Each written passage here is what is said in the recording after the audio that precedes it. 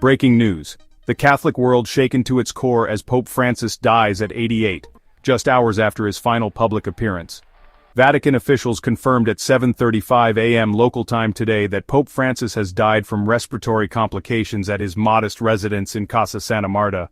The pontiff, who had been battling life-threatening double pneumonia since February, passed away less than 24 hours after appearing, visibly weakened, to deliver Easter Sunday's traditional Urbi et Orbi blessing.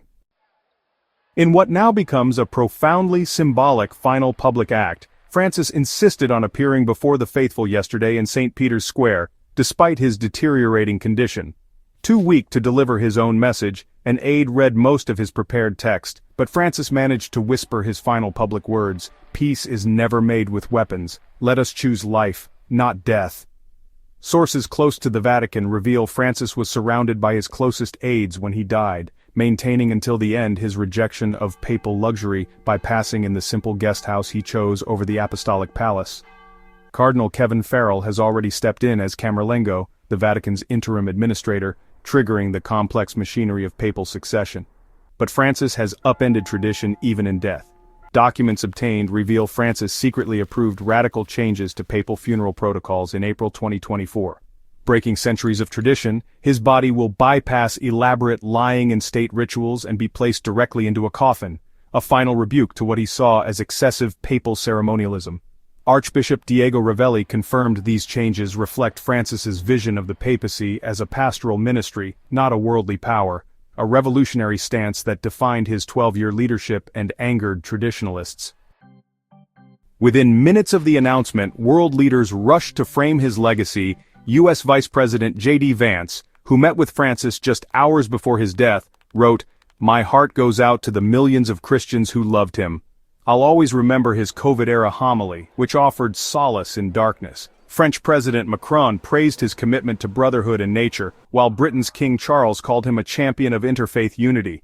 Even Israeli President Herzog acknowledged Francis's work in Jewish-Catholic dialogue, despite tensions during the pontiff's tenure. Francis leaves behind a Catholic Church transformed but deeply divided. His bold reforms decentralized church authority and pushed boundaries on issues like same-sex blessings and divorce, moves that triggered fierce resistance from American conservative Catholics who accused him of diluting doctrine. Meanwhile, progressive Catholics argue he didn't go far enough, especially on female ordination and accountability for clerical abuse. The pontiff's explicit condemnation of neoliberal economics and environmental destruction, particularly in his game-changing 2015 encyclical Laudato Si', made him powerful enemies in corporate and political spheres, while his advocacy for migrants put him at odds with nationalist leaders worldwide. Cardinal Farrell now oversees the Vatican until the conclave elects a successor, a process that will determine whether Francis's revolutionary reforms solidify or are systematically dismantled. Sources within the Vatican suggest deep divisions among the cardinals who will choose the next pope, with conservative factions already mobilizing to reclaim traditional doctrine and progressives fighting to preserve Francis's legacy of inclusion. The date for Francis's funeral remains unconfirmed, but Vatican insiders predict it will showcase the simplicity and theological focus he demanded, centered on the faith of the Church in the risen body of Christ rather than papal pageantry. As millions worldwide prepare to mourn, the question now echoing through the corridors of power: will Francis's final challenge to build bridges, not walls, endure? Or will his successor rebuild the barriers he spent 12 years dismantling? We'll continue monitoring this developing story with exclusive insights from our Vatican sources.